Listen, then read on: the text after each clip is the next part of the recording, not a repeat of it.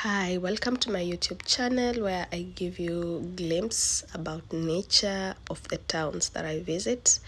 This is my life in Ghana, and on this particular trip I went to the Volta region, and here I'm cruising on River Volta going to Paps Beach Camp, which is located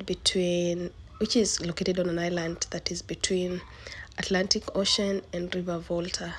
A very magical place. Here you live with the locals for the time of your visit.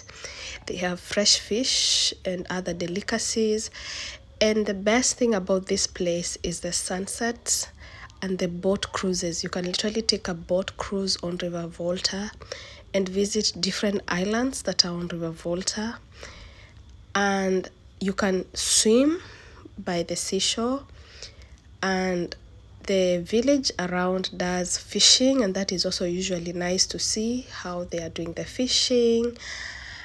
And yes, of course, I've mentioned again, like, the sunset is magical, and just the breeze and being able to sleep with the sound of the ocean, it is really just, I don't know, you have to experience it. So here I'll upload all the pictures that I took on this particular camp. Enjoy. Yay.